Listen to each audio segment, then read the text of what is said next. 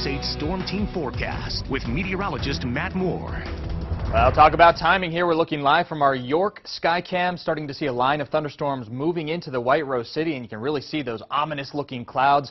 Also, look at that American flag in the center of town. Really getting a workout right now, and that is not a small flag. So it's quite the force being pushed along those along that flag there. Some winds probably in the ballpark of 30 to 40 miles per hour out ahead of this line of storms. We're already starting to see some of the heavier rain coming down, obscuring the visibility just behind the buildings there and around York. And we're going to be watching this line continuing to work its way to the east here as we go throughout really the next few minutes into York City itself, and then eventually off to the east. Lancaster City, you're next. And you can see this broken line of storms extending anywhere from Pottsville area of Schuylkill County, stretching down east of Harrisburg, although Harrisburg's seeing some light to moderate rain right now. But the worst of it is now east of Harrisburg, moving through Lebanon, down through the York area, and then stretching down into around the southeastern tip of Adams County. We'll continue to watch that line progress to the east quickly. This is on the leading edge of a cold front, which is still back to our west, but you can see where those downpours are. No lightning being seen here around Pottsville, but certainly some moderate to heavy rain being picked up there on radar. It's really down farther to the south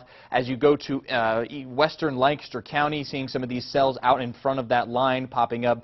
Downpours, torrential rain in these, and then farther west, a bigger shield of rain. You see those lightning strikes being picked up by our radar there, and definitely over the last 15 minutes, we have seen quite a few lightning strikes. 15-minute total strikes, 38 of them, and we've actually been seeing them increase. So a sign that these storms are intensifying. We will continue to watch them move to the east, and they may get a little bit stronger. Could be some gustier winds bordering that severe threshold as it moves towards the east. I'm not expecting that to be a widespread problem, but certainly something to watch out for within the next hour or two as they move through our eastern counties.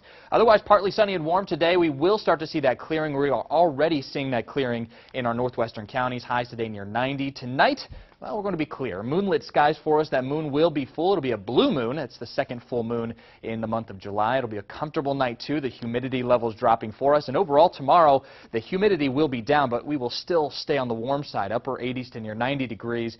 Mostly sunny, but it will be tolerable because that humidity coming down.